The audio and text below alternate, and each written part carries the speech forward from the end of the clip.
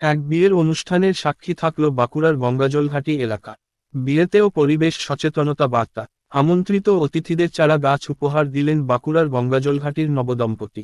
গঙ্গাজলঘাটির শ্রীচন্দনপুর গ্রামের বাসিন্দা অধ্যাপক বিশ্বজিৎ পাতরের সঙ্গে বিয়ে হয়েছে গঙ্গাজলঘাটি ব্লকের কেশিয়ারা গ্রামের রীনা পাতরের। শ্রীচন্দনপুরে হয়েছে তাদের বৌভাত অনুষ্ঠান।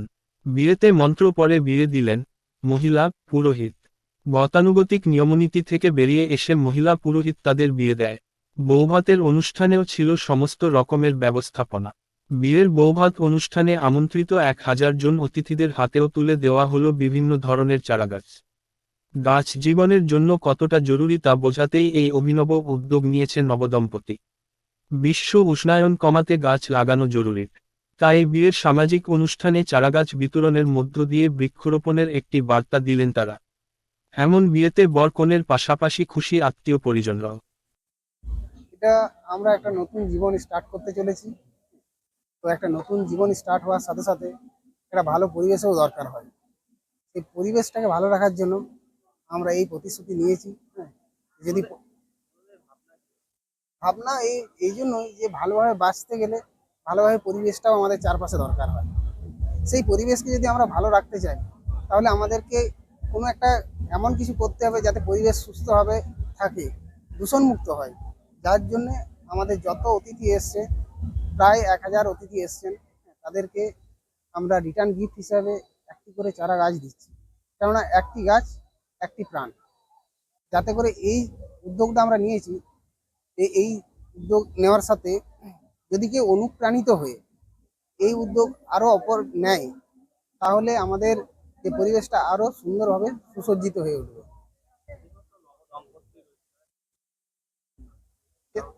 হ্যাঁ, তারাও যদি এরকম করতে চায়, আমি বলবো আমার পার্সোনাল ওপিনিয়ন থেকে যে খুবই একটি ভালো জিনিস। হ্যাঁ, একটা ভালো ডিসিশন হবে যে পরিবেশের জন্য কোনো কিছু করা খুবই একটা ভালো নিশ্চয়ই পাথর।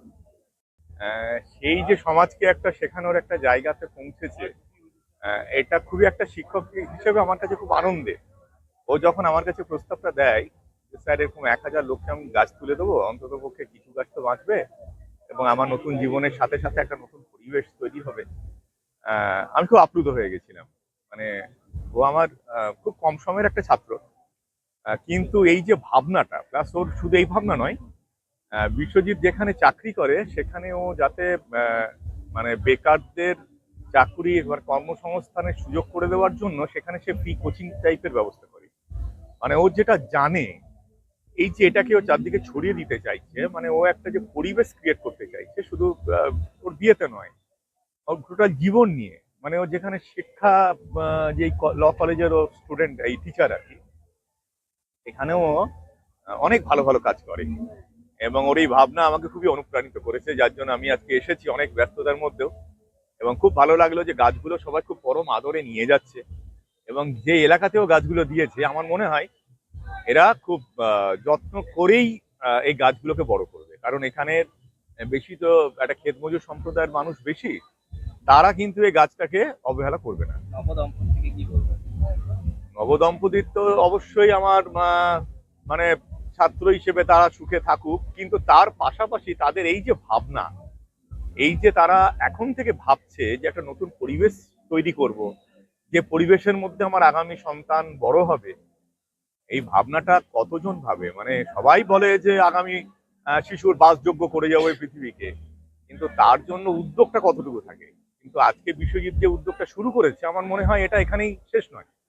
ও সারা জীবন ধরে এরকম আরো বিভিন্ন উদ্যোগ নেবে এবং আগামী প্রজন্মকেও বাসযোগ্য করার চেষ্টাটা চালিয়ে যাবে, এটা আমার আশা ভরসা। আমার নাম ভবানী প্রসাদ বন্দ্যোপাধ্যায়।